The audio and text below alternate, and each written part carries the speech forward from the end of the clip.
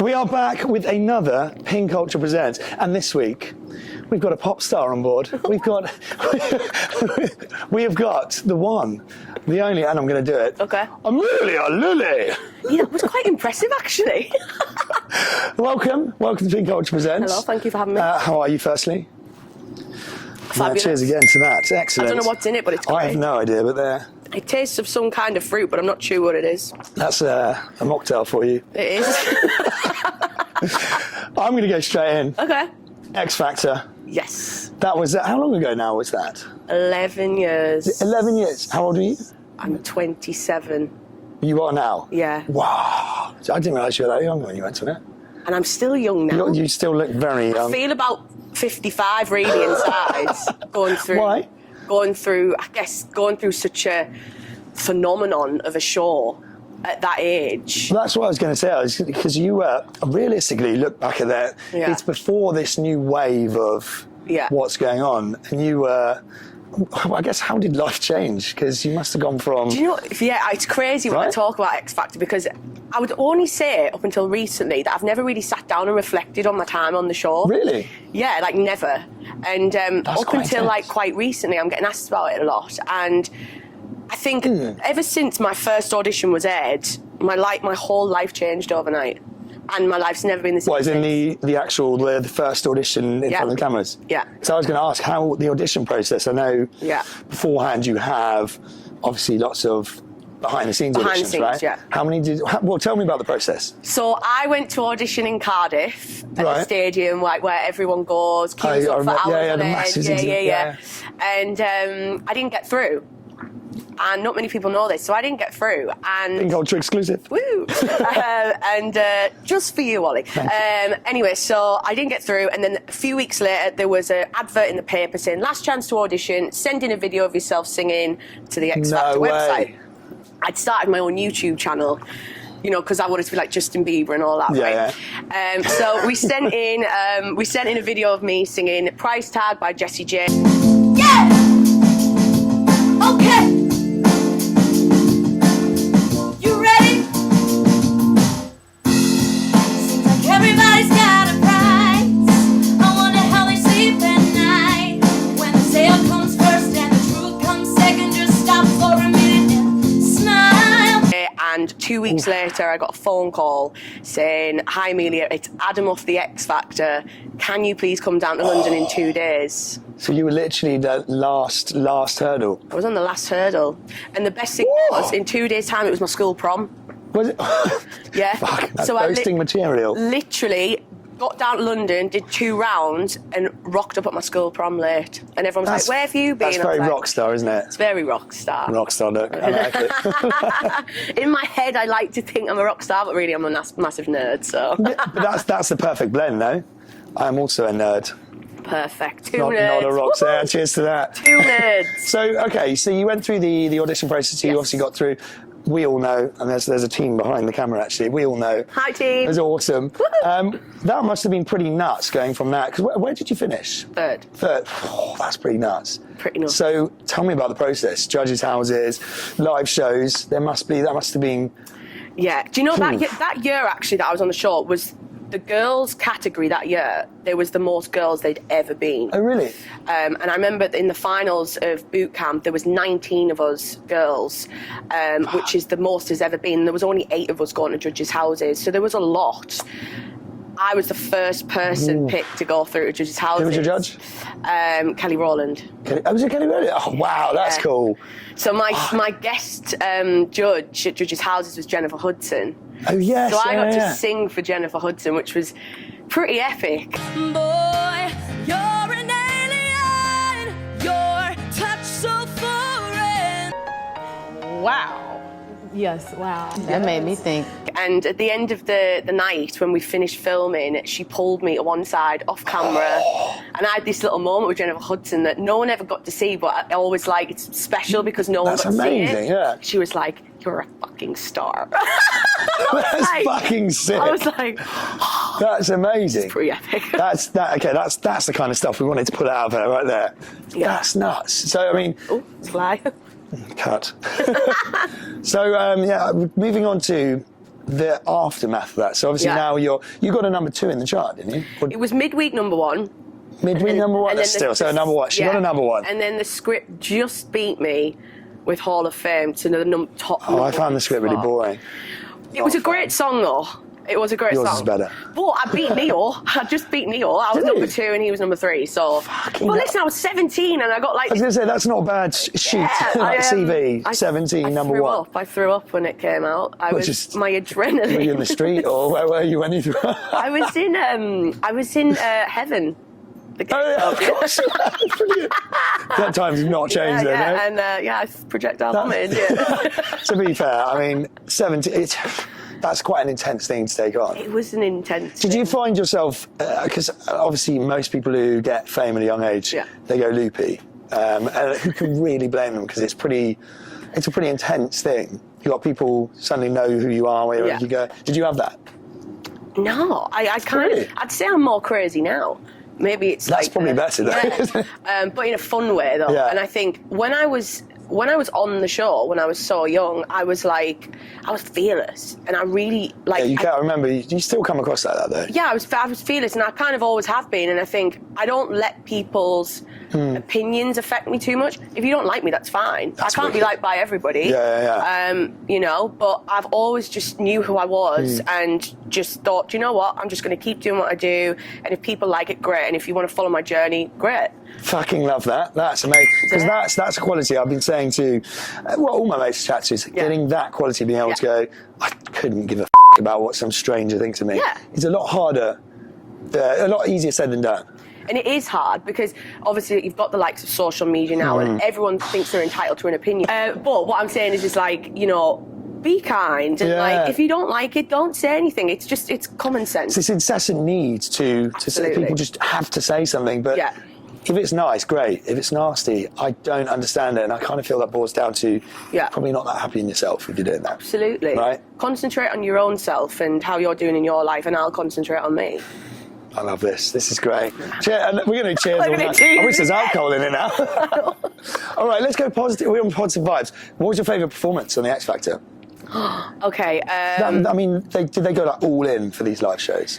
So I don't know if you watched my series, but I went out week 1. I left week 1. It was when they did that awful twist, and it was like the judges have to eliminate one of their own contestants. That's all flooding back, yeah. So I went out, and for 4 weeks I was travelling around, gigging around the country, building up my confidence as a performer, as a person, and then I got brought back in when Frankie Kokoza left. Frankie Kokoza. Yeah, so I got brought back in. Yeah, it was my season. It was like the best feeling I've ever had in my life. But I got brought back in, and everyone remembers like my comeback song, which was "The Show Must Go On," which I actually have tattooed on me. Love it. Love it. Yeah, which is pretty cool. Where? On my ribs. Yeah, so then everyone kind of like, that was like the main, what people remember me by. But my favourite performance was probably China in Your Hand by Tapao. So I picked that song.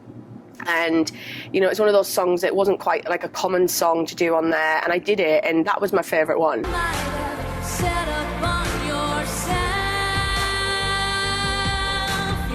You've got a very powerful voice. Very powerful voice. Thank you. I'll go red. Woo!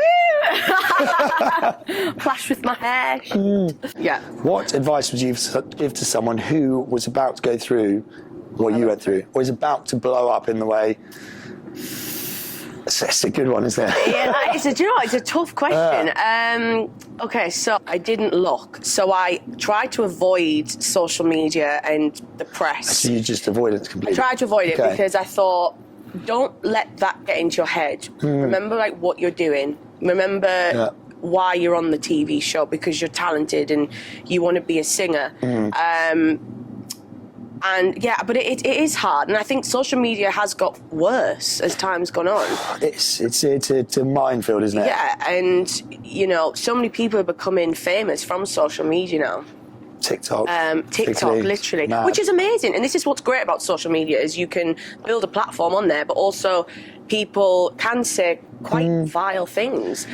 So what I would probably say to anybody that if they want to start out in a TV show or a talent show, is that, you know, just kind of remember who you are, remember that you have people around you that love you and know exactly who you are. Good.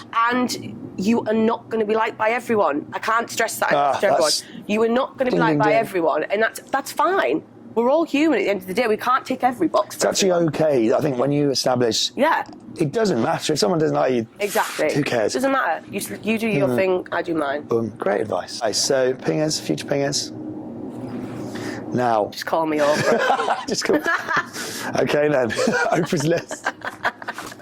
Now I want to move on to. I remember. Yeah. I watched Geordie Shore. Look, I'm a fan. I think it's great. And one year, Amelia Lily popped up.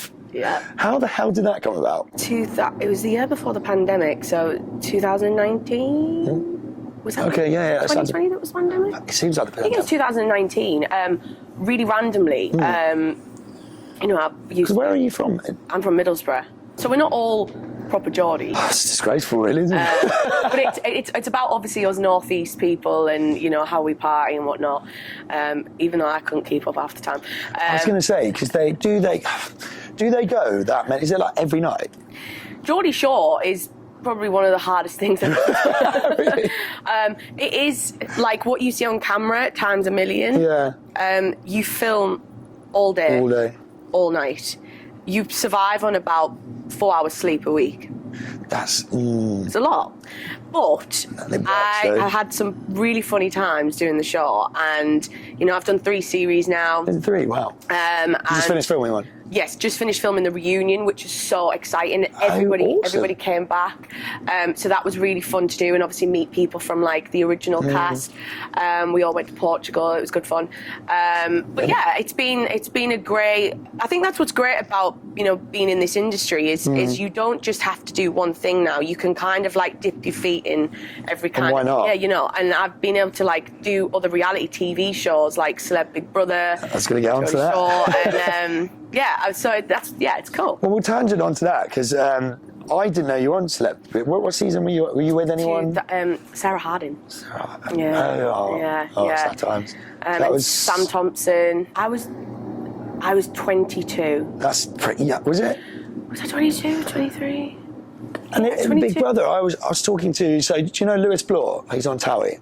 Oh yes, he was on Towie. Yeah. He goes to my gym, Metabolic, and he was on it as well. And I was chatting to him about it, and he said it was one of the best experiences he ever did. That's so nice to hear, because I feel like so many people that have done Big Brother was like, oh my god, I hated it. Right? That's what I've heard. Get me out of this house. I loved it. I absolutely loved it. I had just come out of a 5-year relationship. Ooh. I was so upset. And then I got this call saying, we want you to come on Celeb Big Brother. My phone got taken away for a month. I didn't spend any money for a month. It was fabulous. It was like, a form of therapy. It was great. Getting that phone taken away. So I was literally in this house with all these new people that have been very successful. Who was the most famous? I'd probably say, I mean, we had like Brandy from Real Housewives of Beverly Hills. Then you had, remember Sean from EastEnders? Sean. Barry. No, Barry. Yeah, that's cool. Barry from EastEnders. Yeah, it was when we reenacted the scene when him and Janine, you know, off the cliff. I was just saying, that's exactly what popped into my head. We reenacted that scene. It was brilliant. And obviously Sarah didn't he roll down the hill? Yeah. Oh God, that's awful. I didn't mean He rolled down the hill. He fell down the hill. He did roll. Didn't he fall down? He did roll. But yeah, he was great. He seems like a funny guy. He was a lovely guy. He's got a good voice as well. Yeah, and obviously me and Sarah were the last 2 left. Oh wow. Oh yeah. Wow, that's fucking cool though. Yeah. So why did you enjoy it so much? I think it was like just easy. I mean, the only hard thing for me was the nominations. Do you know I was the only contestant in that series that didn't get 1 nomination? Were you really? Yeah. I must be easy to live with. Yeah. Well, I mean, that's a pretty good sign, isn't it? It's fabulous. Winning. That is actually. Has anyone not had? I don't know. But when Emma Willis told me, I was quite chuffed about She's that. a bit of a G. We love Emma Willis. She is great. She's hopefully coming on the podcast. Put a good word in. She won't. I'll put a word in. Yeah, go on. BBC Sounds. Yes. Congrats. It's awesome. Thank you. It sounds. I was listening to it the other night. You're killing it. Thank you. Tell me, how did that come about, and what is it for our audience? So I've got a brand new podcast with BBC Sounds Radio 1. It's called The Talent Factory Inside the Music Machine, and it's basically all about, you know, reality TV and, you know, the kind of singing competitions and, you know, actually showing and telling people what goes on behind closed doors. And what was so interesting for me doing this was I not only got to share my experience being on like the X Factor, but I was hearing other contestant stories, some better than others. And you know, it was, and do you know what's amazing is so many people have like been reaching out saying, oh my God, like, is there going to be a sequel to this? Oh really? Because people want to hear like what more. Yeah, that's awesome. Yeah, I know. So I'm really excited. I've wanted to do something like this for so long. You definitely, you sound very natural at it. Very, very natural. Thank you. when I got the call, like saying like we want you to host it, I was absolutely. I was going to say, were you also breaking it a little bit? I was, but I was more excited. Yeah, it seems like that. And I'm, you know, there's one thing that, like, I know I can sing and act and whatnot and perform, but I know I'm a good speaker as well. Yeah. And I think I can keep a conversation going. And media trained. Very much so. You are. No, you're probably very much. But yeah, so I'm kind of, for me, like, it was just such an exciting project for me to be a part of, and I'm so thrilled with the feedback and, you know, that I'm getting. So yeah, BBC Sounds exclusive to BBC Sounds, and it's great. And what I love when I'm listening to it back now, it's like, oh my God, like how they piece it all together. Like the creatives are just. It's pretty seamless, isn't great. it? Yeah. I mean, it's BBC Sound, like. It's almost as good as Pink Ultra Presents. Yeah, I mean, it's of course, of course. But yeah, so I'm. So hopefully another season. Yeah, and, you know, that's kind of the avenue I want to go down. You know, presenting and stuff like that. So, yeah, presenting's. I can. Yeah, after we're listening to that, you've definitely got a handle on it. What would you? Sorry. It's all right. It's all right. What would your ideal show to present be? My ideal show. Do you know what? I'd actually really like to do like BBC introducing like radio or the rock show on like Radio 1. I'd love to do like the rock show. Because I'm a bit of a rock chick and I like discovering and love rock music. You're a big fan. I was at a rock concert last night. But yeah, so I'd like to do that because I like discovering new artists as well, like and more like underground artists. I think that's something like that would be perfect for me. So yeah. Okay, awesome. Favourite song? Ever? Rock song first. Oh, that's a tough question. You literally just sprung that on. You're like, favourite song? Yeah, look. Because it forces you to, the first one, go. Oh my God, that's really hard. I'm just going to be like... the first one that comes to your head. Okay, obviously Living on a Prayer, Bon Jovi is like... great tune. You know, but I also am a big fan of Motley Crue. Oh, nice. Proper music, rock music. Proper, not the... No, not the old shit. I'm not going to give you examples because it'll make me look Favourite song of all time? I like everything. I'm not like one of these... I think you can narrow it down to an artist then. Okay. Above and Beyond for me. Above and Beyond. Okay, so the reason why I first started singing was because I saw Pink on MTV. Pink. Close. Pink singing Just Like a Pill on MTV. Love that. And that was when I started singing. She's pretty amazing, isn't she? Yeah, she's like, unreal. Yeah, she's you do ooze Pink. Well, now, I could have phrased that a lot better. Someone said to me the other day, I look like Pink. Yeah, that's what I literally just thought. And I was like, does that mean I'm quite badass then? I love how you giggle away. Am I badass? I'm definitely not a badass. You definitely have that rock chick Pink look, so I'd say so. I'm more of like a goofball, so I took it. I was like, that's fine. That's good. Today, given you're a fun girl, we are at Gravity in Wandsworth. It's like a unicorn puked on a playground. Yeah, neon lights. Yes, and so there is a go-kart track that runs throughout the building, 4 floors. Go-kart track runs over 2 floors. We're going to be doing that. Yeah, it's wicked. They've got bowling, but it's augmented reality, so for any non-techies, I think augmented reality is probably wrong, but the floor basically tracks the ball with lights and all sorts. Yeah. We've got mini golf, we've got augmented reality darts, and then we've got electric game box, which you're going to be like, what the hell is this? What is that? It's weird. Okay. It's fun though. So yeah, we're going to go do that. Cheers to that. Cheers, we've got none left. Cheers. Ah, refill. Excellent. So, before you'd met me, be honest, had you heard of pink culture? No.